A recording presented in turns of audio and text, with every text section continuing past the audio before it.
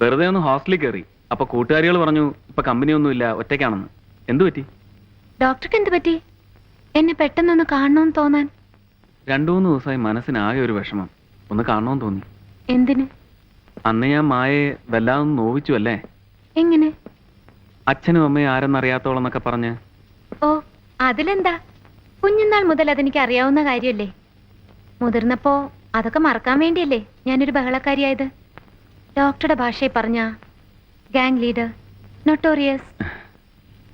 എനിക്ക് മാപ്പ് തന്നൂടെ? എന്തിന്? ആരും എന്നോട് അക്കാലത്ത് പറഞ്ഞു മായയുടെ അച്ഛനും അമ്മയൊക്കെ കാനഡയിലാണ്, വന്നിട്ടേ ഇല്ല, പണം മാത്രമേ അയക്കുള്ളൂ എന്നൊക്കെ. അതുകൊണ്ടാണ് ഞാൻ അന്നങ്ങനെ ഹേർട്ട് ചെയ്തത്. ശരിക്കും മായയുടെ സ്ഥിതി ഇതാണെന്ന് അറിഞ്ഞിരുന്നെങ്കിൽ ഞാൻ അങ്ങനൊന്നും പറയില്ലായിരുന്നു. I am sorry. അതിനിപ്പോ എന്താ? അതെനിക്ക് നന്നായില്ലേ. ഡോക്ടർ എന്നെ വാശി പിടിപ്പിച്ചതുകൊണ്ട് ഞാൻ അവരെ കണ്ടുപിടിക്കും. എന്നിട്ട് ഡോക്ടറുടെ മുമ്പിൽ കൊണ്ടുവന്ന് പറയും, ഇതാണ് എൻ്റെ അമ്മ, ഇതാണ് എൻ്റെ അച്ഛൻ, ദേ കണ്ടോന്ന്. ഉറപ്പായിട്ടും? ഉറപ്പായിട്ടും. അന്ന് ഡോക്ടർ എനിക്ക് എന്ത് തരും? അവരെ എന്റെ മുമ്പിൽ കൊണ്ടുവരാൻ മായയ്ക്ക് പറ്റിയാൽ തീർച്ചയായും ഞാൻ എന്നെ മായയ്ക്ക് തന്നേക്കാം. If you love me, if you like me. കൊണ്ടുവരാൻ പറ്റിയില്ലെന്ന് വെച്ചോ, അപ്പൊ മായ എനിക്ക് തന്നേക്കണം. Because I love you, I like you. അയ്യോ, കൺഫ്യൂഷൻ കൺഫ്യൂഷൻ. എനിക്കൊന്നും മനസ്സിലാവുന്നില്ല. ഒന്നുകൂടെ പറഞ്ഞേ. ദേ കളിതമാശയൊക്കെ വിട്, ഞാൻ കാര്യമായിട്ടാ പറയുന്നത്. ഞാനും കാര്യമായിട്ടാ പറയുന്നേ. എനിക്കൊന്നും മനസ്സിലാവുന്നില്ലെന്നേ. എന്നാ മനസ്സിലാക്കിയോ? അച്ഛനെ മറക്കുക, അമ്മയും മറക്കുക. എന്നെ ഇഷ്ടമാണെങ്കിൽ മായ എനിക്ക് തന്നേക്ക്, ഞാൻ അംഗീകരിച്ചോളാം. അത് പറയാനാ വന്നത്. ദേ നുണ പറയുന്നു. അല്ല, സത്യം. എന്താ ആലോചിക്കുന്നത്? നുണയാണെങ്കിലും സത്യമാണെങ്കിലും ഐ എം സോറി ഡോക്ടർ, എനിക്ക് സമ്മതമല്ല. എന്തേ? പിന്നെ അന്ന് എന്തിനാ എന്നോട് ഒന്ന് പ്രണയമാ, കല്യാണം വേണേലും കഴിക്കാൻ തയ്യാറാണെന്നൊക്കെ പറഞ്ഞത്? അതന്നല്ലേ. ഇന്നെന്റെ സ്ഥിതി അതല്ലല്ലോ. ഇന്ന് എന്താ കുഴപ്പം? ഇന്ന് എനിക്ക് ഇത്തിരി വാശിയാ. എന്റെ വേണ്ടപ്പെട്ടവരെന്നെ അംഗീകരിക്കാതെ ഡോക്ടറോട് എന്നെ അംഗീകരിക്കാൻ പറയുന്നത് ന്യായമല്ലല്ലോ. ഓ, അപ്പൊ അച്ഛനെയും അമ്മയും കണ്ടുപിടിച്ച് വന്നിട്ടേ നമ്മുടെ കാര്യം നടക്കൂ. അത്രേ ഉള്ളൂ. ശരി, ഞാനങ്ങ് പോയേക്കാം. കണ്ടുപിടിച്ച് വന്നിട്ടൊന്ന് അറിയിച്ചേക്കണം. All the best. താങ്ക്സ്. വരട്ടെ. ഒന്നറിഞ്ഞോ, ഒരു കാലവും മായ അവരെ കണ്ടുപിടിക്കാൻ പോകുന്നില്ല. നിനക്കിതുവരെ കിട്ടിക്കൊണ്ടിരുന്നതെല്ലാം ഇനിയും തുടർന്നും കിട്ടിക്കൊണ്ടിരിക്കും. വേണമെങ്കിൽ അതിൽ കൂടുതലും. പക്ഷെ ഒന്ന് മാത്രം ചോദിക്കരുത്. ഒരമ്മയെന്ന നിലയിലുള്ള സ്നേഹം, വാത്സല്യം, ലാളന, അതൊക്കെ 19 വർഷങ്ങൾക്ക് മുൻപ് നഷ്ടപ്പെട്ടു പോയതാണ്. ദയവ് ചെയ്ത് മകളെയും അമ്മയെ ഉപദ്രവിക്കരുത്. നിങ്ങൾ എന്നെ വല്ലാതെ തെറ്റിദ്ധരിച്ചിരിക്കുകയാണ്. ഒരമ്മ എന്ന നിലയിലുള്ള നിങ്ങളുടെ അംഗീകാരം എനിക്ക് വേണ്ട. നിങ്ങളുടെ ലാളന, സ്വത്തുക്കൾ, പദവി, സ്നേഹം ഒന്നും എനിക്ക് വേണ്ട. നിങ്ങൾക്ക് എന്നെ ഭയമാണെങ്കിൽ, ഇഷ്ടമല്ലെങ്കിൽ നമുക്കിപ്പോ പിരിയാം. ഇനി ഒരിക്കലും ഞാൻ നിങ്ങളുടെ വഴി വന്ന് നിൽക്കില്ല. ഒരിക്കൽ പോലും ഞാൻ നിങ്ങളെ കാണുക പോലും ഇല്ല. കാരണം നിങ്ങൾ എന്നെ വെറുക്കുന്നതിന്റെ 1000 ഇരട്ടി ഞാനിപ്പോ നിങ്ങളെ വെറുക്കുന്നു.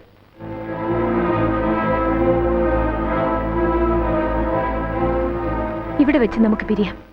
പക്ഷേ പിരിയുന്നതിന് മുൻപ് എനിക്ക് 2 കാര്യങ്ങൾ അറിഞ്ഞേ തീരൂ. ഒന്ന്, ആരാണ് എൻ്റെ അച്ഛൻ?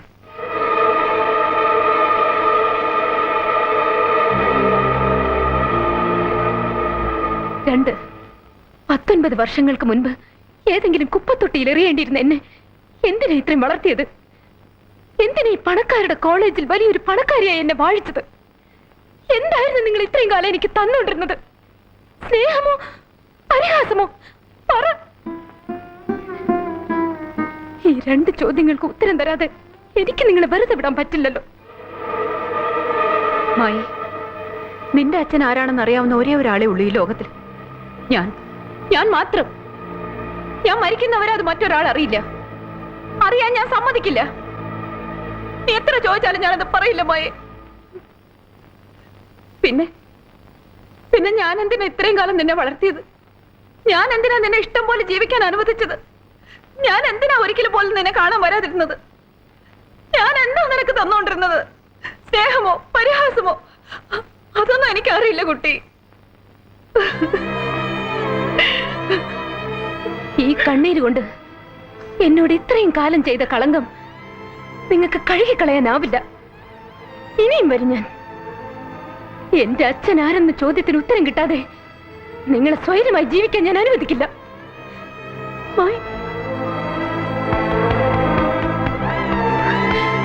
നോക്കിക്കോ, നിങ്ങളെ കൊണ്ടത് പറയിക്കാനായി എത്രമാത്രം താഴാവോ, എന്തൊക്കെ ചെയ്യാവോ അതൊക്കെ ഞാൻ ചെയ്തിരിക്കും.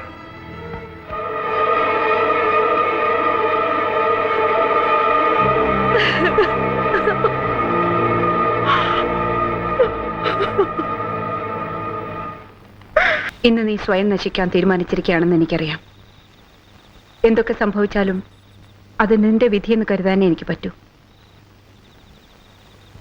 നിന്റെ ഈ പ്രായത്തിൽ നിന്നെക്കാൾ വാശിയും വികൃതിയൊക്കെ ഉള്ളവളായിരുന്നു ഞാൻ. അന്നൊരു കൂട്ടുകാരി ഒരു പുരുഷനെ ചൂണ്ടിക്കാണിച്ച് വെറുതെ എന്നെ ഒന്ന് വാശി പിടിപ്പിച്ചു. അങ്ങനെ തമാശയ്ക്കാണ് ഞാൻ നിന്റെ അച്ഛനെ എന്നിലേക്ക് വലിച്ചഴിച്ചത്. അദ്ദേഹം ഒഴിഞ്ഞു മാറാൻ ശ്രമിച്ചപ്പോഴെല്ലാം എന്റെ വാശിയും തമാശയും കൂടിയതേ ഉള്ളൂ. ഒടുവിൽ നീ എന്റെ വയറ്റിൽ പിറക്കുന്നത് വരെ പോയ ആ ബന്ധം പതുക്കെ പതുക്കെ ആരൊക്കെയോ അത് അറിയാനും തുടങ്ങിക്കഴിഞ്ഞിരുന്നു. സമൂഹത്തിൽ അദ്ദേഹത്തിനുള്ള മാന്യത, അദ്ദേഹത്തെ കാത്തിരിക്കുന്ന വലിയ വലിയ നേട്ടങ്ങൾ, സർവോപരി ദൈവത്തെ പോലെ അദ്ദേഹം സ്നേഹിക്കുന്ന നല്ലവളായ അദ്ദേഹത്തിന്റെ ഭാര്യ, ഇതൊക്കെ അദ്ദേഹത്തിന് നഷ്ടപ്പെടാൻ പോവുകയാണെന്ന് മനസ്സിലായപ്പോഴാണ് നിന്നെ ഇല്ലാതാക്കുവാൻ ഞാൻ തീരുമാനിച്ചത്. അതറിഞ്ഞതും നിന്റെ അച്ഛൻ എൻ്റെ അടുത്ത് ഓടി വന്ന് പറഞ്ഞു, അരുത്, അത് ചെയ്യരുത്. എന്തൊക്കെ സംഭവിച്ചാലും എന്തൊക്കെ നഷ്ടം വന്നാലും എന്നെ സ്വീകരിക്കാൻ അദ്ദേഹം തയ്യാറായിരുന്നു. ആ സമയത്താണെന്ന് തോന്നുന്നു ഞാൻ ശരിക്കും അദ്ദേഹത്തെ ഇഷ്ടപ്പെട്ടു പോയത്. ഇന്നും ഉണ്ട് ആ ഇഷ്ടവും ആദരവും ഒക്കെ എൻ്റെ മനസ്സിൽ. അദ്ദേഹത്തിന്റെ ജീവിതത്തിൽ ഞാൻ കാരണം ഒരു പോരൽ പോലെ ഏൽക്കരുതെന്ന് ഞാൻ ആഗ്രഹിച്ചു. അങ്ങനെ നിന്നെ ഇല്ലാതാക്കാൻ ഞാൻ ഹോസ്പിറ്റലിൽ അഡ്മിറ്റായി. പക്ഷെ കഴിഞ്ഞില്ല. എങ്ങനെ കഴിയും? അദ്ദേഹത്തിന്റെ കുഞ്ഞല്ലേ. നിന്റെ മുഖം ഒന്ന് കാണാൻ ഞാൻ കൊതിച്ചുപോയി.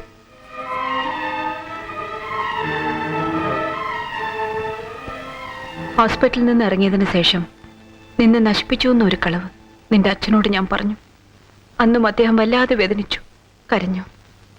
ഞാൻ പറഞ്ഞു, പിരിയാം, ഇനി ഒരിക്കലും കാണാതിരിക്കാനായി പിരിയാം. ഞങ്ങൾ പിരിഞ്ഞു. അതിൽ പിന്നെ ഇതുവരെ ഞങ്ങൾ തമ്മിൽ കണ്ടിട്ടേയില്ല. ഇന്നും അദ്ദേഹത്തിന് അറിയില്ല മഹി, നീ ജീവനോടിരിക്കുന്നു എന്ന സത്യം. എല്ലാം മറക്കാനാണ് ഞാൻ അമേരിക്കയിലേക്ക് പോയത്. അവിടെ വെച്ചായിരുന്നു നിന്റെ ജനനം. 3 വർഷം കഴിഞ്ഞ് ഞാൻ ഒറ്റയ്ക്ക് ഇന്ത്യയിലേക്ക് വന്നു. അപ്പോഴേക്കും നിന്റെ അച്ഛൻ എല്ലാവരും ബഹുമാനിച്ച് ആദരിക്കുന്ന ഒരു വലിയ മനുഷ്യനായി കഴിഞ്ഞിരുന്നു. ഒരുപാട് സന്തോഷം തോന്നി എനിക്ക്. എങ്കിലും കാണാനോ ഓർക്കാനോ ഞാൻ ശ്രമിച്ചതേയില്ല. പക്ഷെ നിന്നെ മറക്കാൻ എനിക്കായില്ല. ഏതു നേരവും കൈനീട്ടിയെടുക്കാവുന്ന ദൂരത്തിലാക്കാനാണ് നിന്നെ ഇവിടെ കൊണ്ടുവന്നതും ശിവപ്രസാദിനെ ഏൽപ്പിച്ചതും.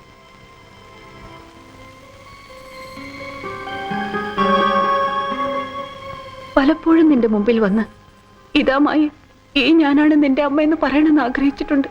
പക്ഷെ ഒരിക്കലും കഴിഞ്ഞിട്ടില്ല. നിന്റെ അച്ഛനെ ഓർത്താണ്, അദ്ദേഹത്തിന്റെ കുടുംബത്തെ ഓർത്താണ്, സ്നേഹബന്ധങ്ങളെ ഓർത്താണ്. എനിക്കിങ്ങനെ ഒരു മകളുണ്ടെന്നറിഞ്ഞാൽ ആരെങ്കിലും പഴയ കഥകൾ ഉയർത്തിക്കൊണ്ടുവന്ന് എല്ലാം നശിപ്പിക്കില്ലേ? അത് നിന്റെ അച്ഛനെ ബാധിക്കില്ലേ? അദ്ദേഹം ഒരിക്കലും ദുഃഖിക്കാതിരിക്കാൻ വേണ്ടിയാണ് ഇത്രയും കാലം ഞാൻ നിന്നെ കാണാൻ പോലും വരാതിരുന്നത്. പക്ഷെ നീ വല്ലാതെ വാശി പിടിക്കുന്നു. ആ അച്ഛൻ ആരാണെന്നറിയാൻ അതിനുവേണ്ടി സ്വയം നശിക്കുന്നു. നീ ഒന്ന് ആലോചിച്ചു നോക്കൂ. അറിഞ്ഞിട്ട് എന്ത് നേടാനാണ്? ദുഃഖമല്ലാതെ ഒരിട്ട് സന്തോഷം അദ്ദേഹത്തിന് കൊടുക്കാൻ നിനക്കാവില്ല. പിന്നെ എന്തിനാണ് വെറുതെ എന്നെ ശല്യം ചെയ്തതുപോലെ അദ്ദേഹത്തെയും ശല്യം ചെയ്യാനോ? ഞാൻ ജീവിച്ചിരിക്കുന്ന കാലത്തോളം അതിന് ഞാൻ നിന്നെ സമ്മതിക്കില്ല. അതിനുവേണ്ടി ഞാൻ മരിക്കേണ്ടി വന്നാ പോലും.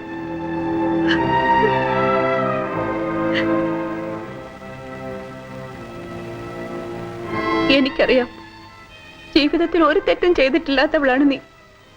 നിന്നോട് ഞാൻ ചെയ്ത ദ്രോഹങ്ങൾക്ക് മാപ്പ് ചോദിക്കാൻ പോലും അർഹതയില്ലാത്തവളാണ് ഈ അമ്മ. ഞാൻ ചെയ്ത തെറ്റുകൾക്ക് എന്നെ എങ്ങനെ വേണമെങ്കിലും ശിക്ഷിച്ചോളൂ. പക്ഷെ ഞാൻ നിന്റെ കാല് വീണ് കേണ് അപേക്ഷിക്കുകയാണ്. ഒരു തെറ്റും ചെയ്തിട്ടില്ലാത്ത നിന്റെ അച്ഛനോട് നിനക്കൊന്ന് ക്ഷമിച്ചൂടെ? മറന്നൂടെ?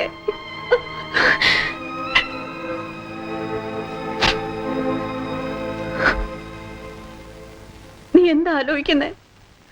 ഒന്നുമില്ല. നിങ്ങൾ എന്നെ എത്രമാത്രം തെറ്റിദ്ധരിച്ചു പോയി എന്ന് ആലോചിക്കായിരുന്നു. അമ്മ ഈ പറഞ്ഞ കഥകളൊക്കെ എപ്പോ എന്റെ അടുത്ത് വന്ന് പറഞ്ഞിരുന്നെങ്കിലും ഞാൻ പറയുമായിരുന്നല്ലോ എനിക്ക് എന്റെ അച്ഛൻ അറിയണ്ട എന്ന്. പിന്നെ എന്തിനായിരുന്നു അമ്മ ഇത്രയും കാലം എന്നെ വെറുതെ? ഇപ്പോഴും ഞാൻ പറയുന്നു, എനിക്കറിയണ്ട എന്റെ അച്ഛൻ ആരെന്ന്. ഇനി ഒരിക്കൽ പോലും ഞാനത് ചോദിക്കുകയില്ല. എന്റെ അമ്മ സന്തോഷവതിയായിരിക്കാൻ ഇതിൽ കൂടുതൽ എന്തെങ്കിലും ഞാൻ ചെയ്യണോ? നീ പറയുന്നതൊക്കെ സത്യമാണ് മായ, സത്യം. ഇതോർത്ത് ഇനി അമ്മ വിഷമിക്കരുത്. ഞാൻ ഒരിക്കലും അമ്മയെ ശല്യപ്പെടുത്തില്ല. അമ്മ പൊയ്ക്കോളൂ.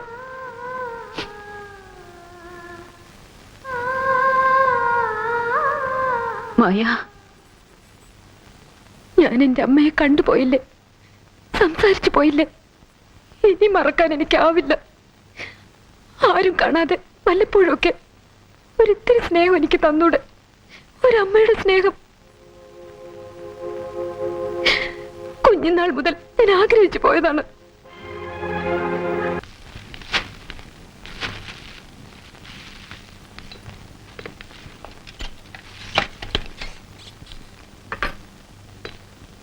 ഇതൊക്കെ എന്താണ് അമ്മേ? ഒക്കെ നിന്റെ ഫോട്ടോകളാ, കൈക്കുഞ്ഞായിരിക്കുമ്പോൾ മുതൽ കഴിഞ്ഞ മാസം വരെ ഉള്ളത്. ഓരോ ബർത്ത്ഡേക്കും ശിവപ്രസാദ് ഹോസ്റ്റലിൽ വന്ന് നിന്റെ ഫോട്ടോ എടുക്കാറുണ്ടായിരുന്നില്ലേ? പേരൻസിന് അയച്ചു കൊടുക്കാനാണെന്നും പറഞ്ഞ് ആ ഫോട്ടോകളാണ് ഇതൊക്കെ.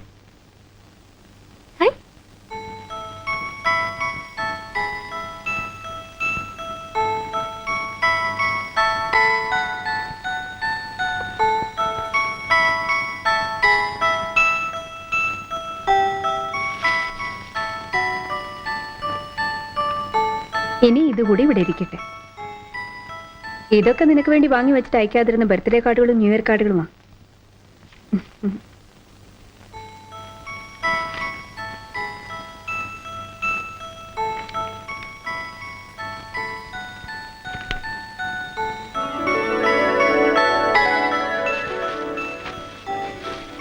എപ്പോഴാ നീ ഹോസ്റ്റലിൽ പോകേണ്ടത്? അമ്മ വിടുമ്പോ. കൂട്ടുകാരികൾ ചോദിക്കില്ലേ കുറെ ദിവസം എവിടെയായിരുന്നെന്ന്? എന്താ പറയേണ്ടത്? പേടിക്കണ്ട, ഞാൻ ആരോടും പറയില്ല അമ്മയുടെ കൂടെ ആയിരുന്നു എന്ന്.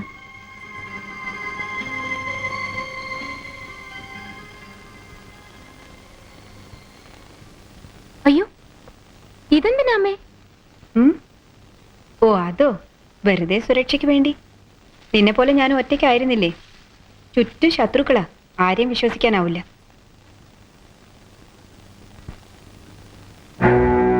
അമ്മേ, എന്താ മായ കാണിക്കണേ? അതവിടെ വെച്ചേ. എന്റെ അച്ഛൻ ആരെന്ന് പറ, അല്ലെങ്കിൽ ഞാനിപ്പോ ഡിങ്.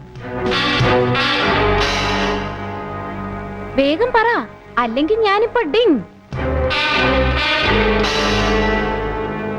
എളുപ്പം പറഞ്ഞോ, അല്ലെങ്കിൽ ഞാനിപ്പോ ഡിങ്. വെറുതെ അല്ലേ അമ്മേ തമാശക്ക്?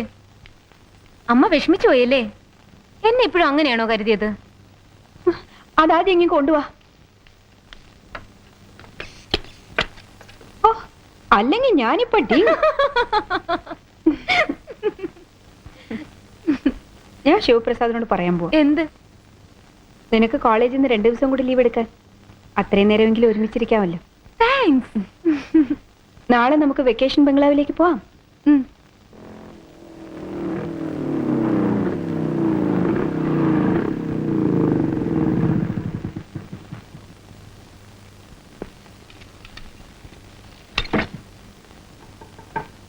Yes.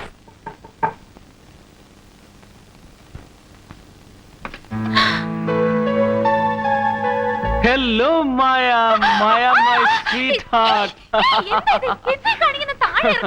ഇല്ല ഇല്ല, ഒരിക്കലും ഇറക്കില്ല.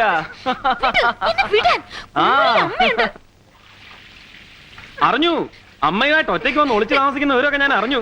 അതുകൊണ്ടല്ലേ ഞാൻ. എന്താ അവിടെ? ആരാ? ഞാനാ. എന്താ എന്താ അമ്മേ? എന്താ അവിടെ ബഹളം? ആരാ? ഒന്നുമില്ല. Steward, butler. ആരാ? Waiter, waiter. എന്തെങ്കിലും മര്യാദയില്ലാതെ അമ്മ കണ്ട എന്ത് വിചാരിക്കും? നിനക്ക് മാത്രമല്ലല്ലോ അമ്മ, എനിക്കുമില്ല ഒരമ്മ. ആ അമ്മയെ പറഞ്ഞു പറ്റിച്ചപ്പോഴും വേദനിപ്പിച്ചപ്പോഴും ഇതൊക്കെ ആലോചിക്കണമായിരുന്നു. ഇന്ന് ഞാൻ നിന്നെ ഐ എം സോറി, എല്ലാത്തിനും സോറി. ദയവേദി ഇപ്പൊ പ്രതികാരം ഒന്നും ചെയ്യരുത്. ഞാൻ എന്താ വേണ്ടെന്ന് പറ. എനിക്ക് ചിലതൊക്കെ സംസാരിക്കണം. ഇവിടെ വെച്ച് വേണ്ട. ഇവിടെ വെച്ച് വേണ്ട, സമ്മതിച്ചു. പുറത്തു വെച്ച് മതി. ഇന്ന് വേണ്ട, വേറൊരിക്കൽ. പറ്റില്ല. ഇന്ന് എന്താ അവിടെ പിന്നെയും ബഹളം?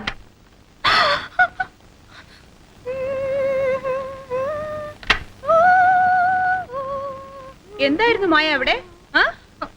ഒന്നുമില്ല, ഒരു ബട്ട്ലർ വന്ന് ഡാൻസ് ആടി കാണിക്കായിരുന്നു. ഇങ്ങനെ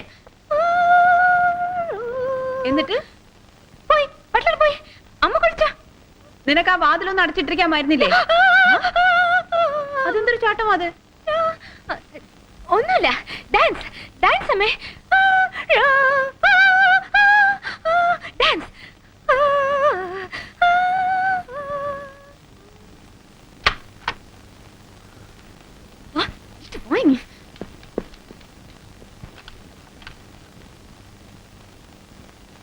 എന്താ എന്താ വേണ്ടെന്ന് ഒച്ചയും ബഹളം ഉണ്ടാക്കാതെ പറ. എനിക്ക് ചെറിയൊരു കാര്യം സാധിക്കാനുണ്ട്. എന്താ അത്?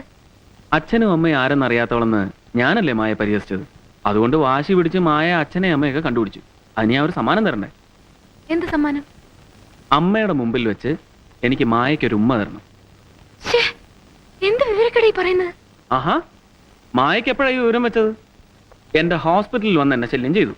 എന്നോട് പ്രണയമാണെന്നും കല്യാണത്തിന് വരെ തയ്യാറാണെന്നും പറഞ്ഞു. എന്നെപ്പോലൊരു പെണ്ണുപിടിയാൻ ഈ ഭൂലോകത്തിലേ ഇല്ലെന്ന് എന്റെ അമ്മയെ പറഞ്ഞു വിശ്വസിപ്പിച്ചു. അതൊന്നും വിവരക്കേടല്ലായിരുന്നു. ഒക്കെ പോട്ടെ, എല്ലാം മറന്നു വന്ന് ഞാൻ പറഞ്ഞില്ലേ മായ എനിക്ക് തന്നേക്ക്, ഞാൻ കല്യാണം കഴിച്ചോളാമെന്ന്. അപ്പോഴെന്താ പറഞ്ഞേ? അച്ഛനെയും അമ്മയും കണ്ടുപിടിച്ച് വന്നിട്ടേ ഉള്ളൂ കല്യാണം എന്ന് അല്ലേ? ഇപ്പൊ അമ്മയും കണ്ടുപിടിച്ചു, അച്ഛനെയും കണ്ടുപിടിച്ചു. എന്നിട്ടെന്തേ വരാഞ്ഞേ? എനിക്ക് അമ്മയെ മാത്രമേ അറിയൂ, അച്ഛനെ അറിയില്ല. അതാണ് ശരിക്കുള്ള വിവരക്കേട്. അമ്മയെ കണ്ടുപിടിച്ചാ പിന്നെ അച്ഛനെ കണ്ടുപിടിക്കാൻ എന്താ പ്രയാസം? റൂട്ട് ക്ലിയർ ആയി കിടക്കല്ലേ? സോറി, കൂടുതൽ സംസാരിക്കണ്ട. ഡോക്ടർ എന്താ ഇപ്പൊ ഇങ്ങനെയൊക്കെ? എന്തിനാ ഇപ്പൊ എന്നെ ഇങ്ങനെ ശല്യപ്പെടുത്തുന്നത്? ശല്യപ്പെടുത്താതിരിക്കാൻ എനിക്ക് പറ്റില്ല. മായയോടുള്ള പ്രണയം പതഞ്ഞു തുളുമ്പിയിട്ട് എന്റെ ഹൃദയം താഴോട്ട് വീഴാൻ പോവുക. അയ്യോ, സത്യം. മതി, കളിതമാശയൊക്കെ മതി. എന്റെ ഒരു കൂട്ടുകാരി വെറുതെ എന്നെ ഒന്ന് വാശി പിടിപ്പിച്ചതുകൊണ്ടാ ഞാൻ അന്നൊന്ന് ഡോക്ടറെ ഇഷ്ടമാണെന്നൊക്കെ പറഞ്ഞത്. പക്ഷേ അതൊരു കളവായിരുന്നു. അതെ, കളവായിരുന്നു. മാപ്പ് തന്നേക്ക്. എനിക്ക് ആരെയും ഇഷ്ടമല്ല, പ്രത്യേകിച്ച് ഡോക്ടറെ. പിന്നെന്തിനാ കല്യാണത്തെക്കുറിച്ചൊക്കെ സംസാരിക്കുന്നത്? പ്ലീസ്, ഇനി എന്നെ ഉപദ്രവിക്കരുത്. നിക്കേ, എനിക്ക് പറയാനുള്ളൂടെ കേട്ടിട്ട് പോ. എന്നെ ഇഷ്ടമല്ലെന്ന് മായ ഇപ്പൊ പറഞ്ഞില്ലേ, അത് കളവാണ്, വെറും കളവ്. എനിക്കറിയാം മായ എന്നെ വല്ലാതെ ഇഷ്ടപ്പെടുന്നു. ഒരിക്കൽ കൂടി ഞാൻ പറയുന്നു, എനിക്ക് വേണ്ടത് മായയാണ്, മായ മാത്രം. അച്ഛൻ അമ്മ എന്ന കാരണങ്ങൾ പറഞ്ഞ് എന്തിനാണ് മായ മടിക്കുന്നതെന്ന് എനിക്ക് മനസ്സിലാവുന്നില്ല. എന്താണ് മായയുടെ മനസ്സിലൊന്നും എനിക്ക് പിടികിട്ടുന്നില്ല. പിന്മാറണമെന്നാണ് ആഗ്രഹമെങ്കിൽ ആയിക്കോളൂ. ഇനി ഒരിക്കലും ഞാൻ വരില്ല മായയെ കാണാൻ. പക്ഷെ മായ എൻ്റെ അടുത്തേക്ക് വരുന്നതും കാത്ത് ഞാനിരിക്കും, എത്ര കാലം വേണമെങ്കിലും.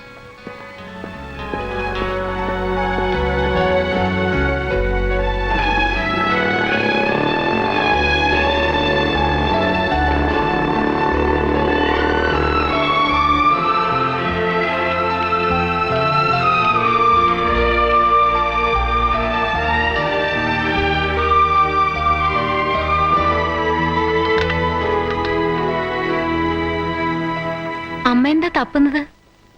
ഒന്നുമില്ല. നീ എവിടെ പോയിരുന്നു? ഞാൻ വെറുതെ പുറത്ത് നിൽക്കുകയായിരുന്നു.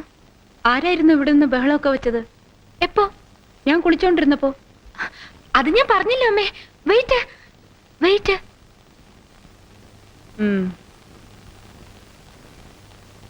എന്താ അമ്മേ? വെയിറ്റർ എന്ന് വെച്ചാൽ വെയിറ്റ് എടുത്ത് പൊക്കുന്ന ആളാണോ അതോ വല്ലതിനും വേണ്ടി വെയിറ്റ് ചെയ്യുന്ന ആളാണോ? ഇല്ലമ്മേ, ചായ കുടിക്കാൻ നടക്കുന്ന അല്ല, വെയിറ്റ്. ഇഷ്ടമല്ലെന്നും കല്യാണത്തിന് സമ്മതമല്ലെന്നും എന്തിനാ ഡോക്ടറോട് കളവ് പറഞ്ഞത്? മരുമകളായി ചെല്ലുമ്പോൾ അവിടുത്തെ അമ്മ ചോദിക്കുമല്ലേ ആരാ അച്ഛനെന്ന്? എന്തു പറയും, എങ്ങനെ പറയും? അതുകൊണ്ടല്ലേ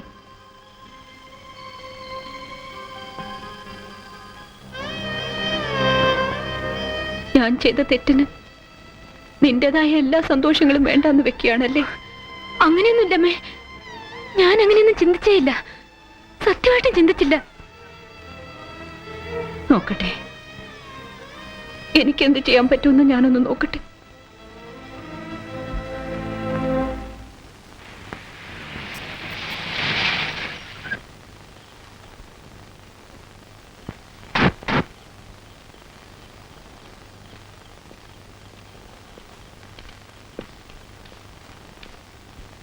അടിയന്തരമായി ഞാൻ നിങ്ങളെ വിളിച്ചു വരുത്തിയത് വളരെ പ്രധാനപ്പെട്ട ഒരു കാര്യം പറയാനാണ്. മായയുടെ കാര്യം. ഇത്രയും കാലം അവൾ എന്തിനൊക്കെയോ വേണ്ടി ഞാൻ അകറ്റി വളർത്തി.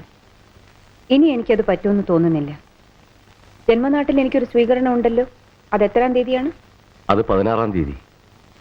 അന്ന് എൻ്റെ നാട്ടുകാരുടെ മുമ്പിൽ വെച്ച് എൻ്റെ സ്വരത്തിനും സ്വത്തിനും അവകാശിയായ ഒരു മകൾ എനിക്കുണ്ടെന്ന് ഞാൻ ലോകത്തെ അറിയിക്കുകയാണ്. അതിനു മുമ്പ് നിയമപരമായ എന്തെങ്കിലും പ്രശ്നങ്ങളുണ്ടെങ്കിൽ അതൊക്കെ ശരിയാക്കിയിരിക്കണം. അച്ഛൻ ആരെന്ന് ആരെങ്കിലും ചോദിച്ചാൽ? ആരും ചോദിക്കില്ല. അതുകൊണ്ടല്ല, പിന്നീടുള്ള സംഗീത സദസ്സുകളിൽ മാഡത്തോടുള്ള ബഹുമാനം നഷ്ടപ്പെടില്ലേ, ഗൗരവം നഷ്ടപ്പെടില്ലേ? പിന്നീട് എനിക്ക് സംഗീത സദസ്സുകൾ ഉണ്ടാവില്ല. 16-ാം തീയതിയിലേത് എൻ്റെ ജീവിതത്തിലെ അവസാനത്തെ കച്ചേരിയായിരിക്കും. അതും ലോകത്തെ അറിയിച്ചേക്കൂ. വേറൊന്നുമില്ല, നിങ്ങൾക്ക് പോകാം.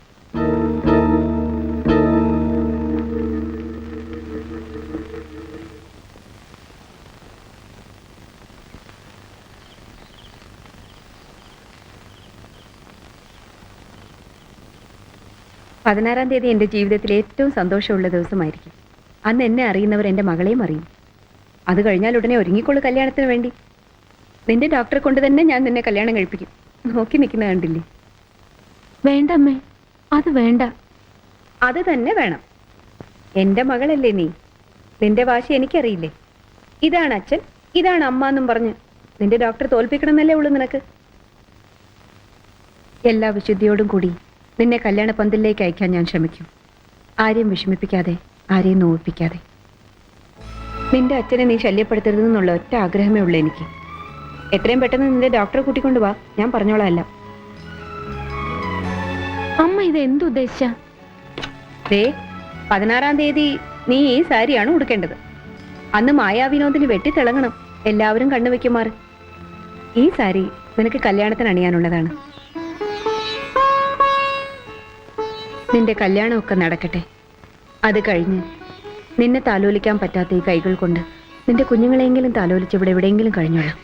അമ്മയ്ക്ക് സത്യമായിട്ട് വിഷമമൊന്നും ആവില്ലല്ലോ? ഏയ് ഇല്ല. എങ്കിൽ ഞാൻ രാവിലെ പൊയ്ക്കോട്ടെ, ഹോസ്റ്റലിലേക്ക് ഒന്ന് പോണം. ശരി, വേഗം വന്നേക്കണം. ആ